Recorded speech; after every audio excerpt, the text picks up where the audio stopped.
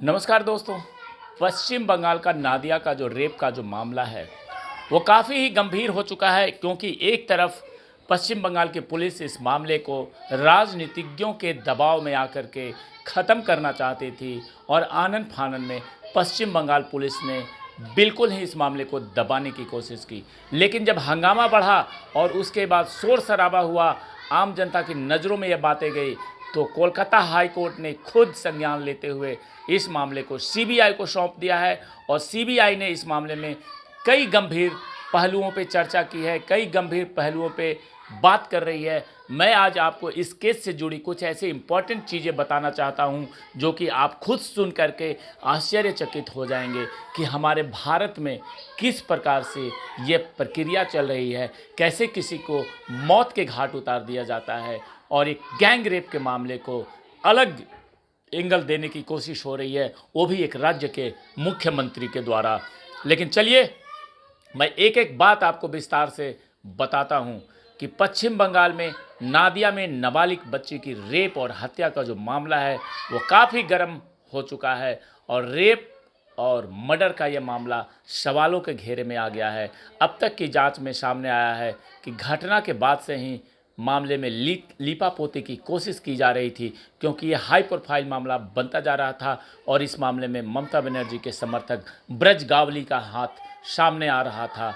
और मैं आपको बता दूं कि 5 अप्रैल की सुबह बच्ची की मौत हुई और फिर उसे हंसखली गांव से 200 मीटर दूर एक शमशान घाट में ले जा कर के अंतिम संस्कार कर दिया गया। अब जो ये 200 मीटर दूर शमशान घाट की जो बात है, ये ऐसा है कि इस गांव में कोई शमशान घाट था ही नहीं।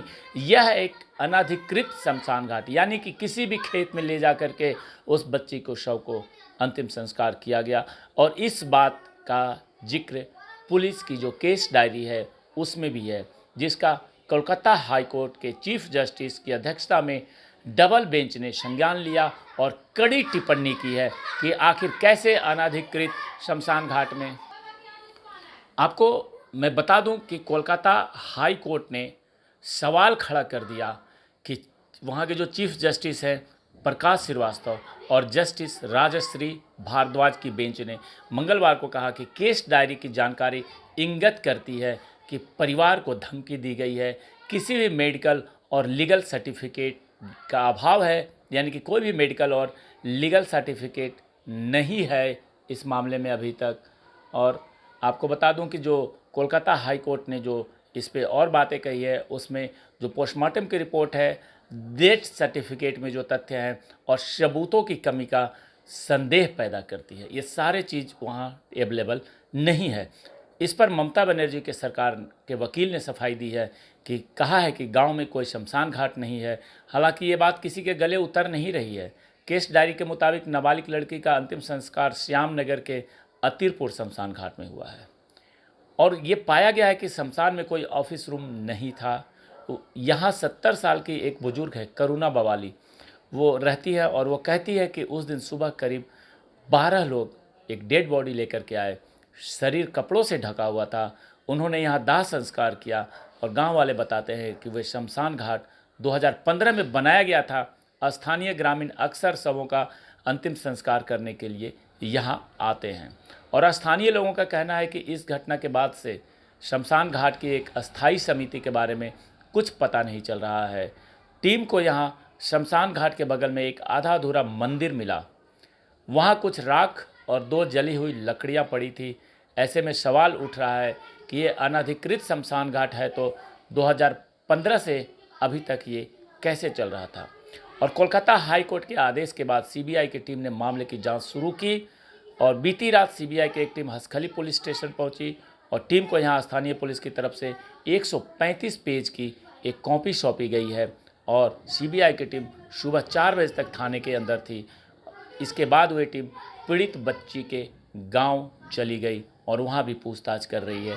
फाइनली सीबीआई ने कुल 3 लोगों को अभी तक इस मामले में गिरफ्तार किया है और पूछताछ के बाद मुख्य जो आरोपी है ब्रजा गोपाल गवाली ने बड़ा खुलासा किया है। उसने पुलिस को बताया कि उसके घर में किस कमरे में लड़की के साथ गैंग रेप हुआ है।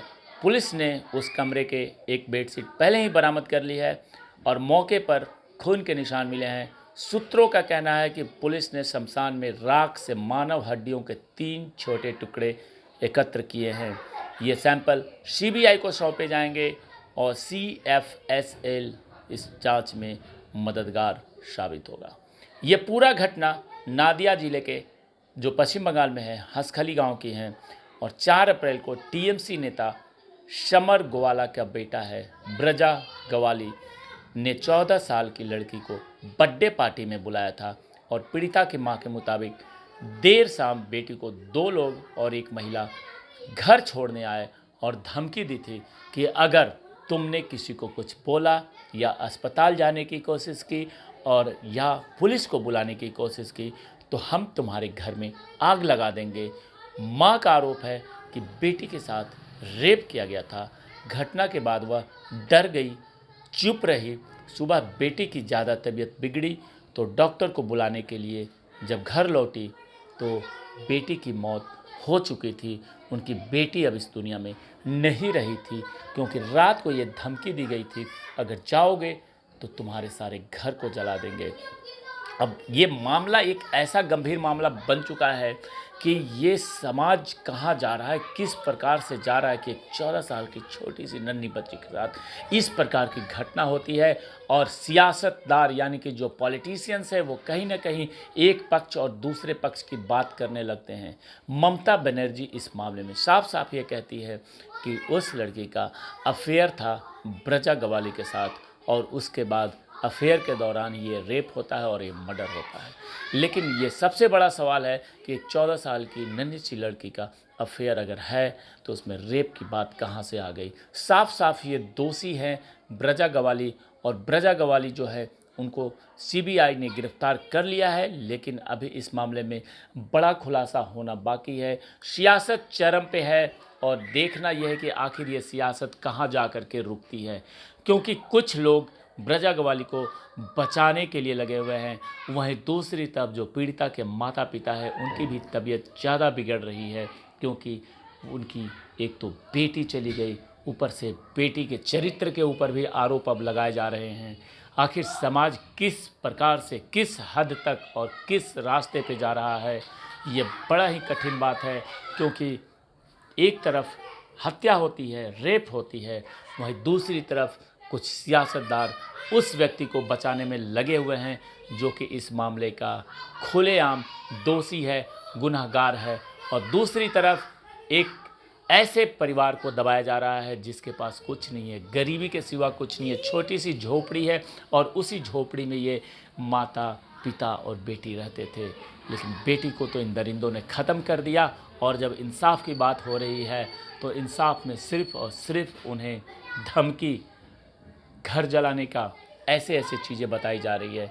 लेकिन हमें हमेशा इंसाफ की लड़ाई के लिए आगे आना चाहिए और समाज के सभी लोगों से मैं अपील करता हूं कि आपके समाज में कहीं भी कुछ गलत हो रहा हो तो आप आवाज़ ज़रूर उठाएं, बिल्कुल ही नहीं चुपे।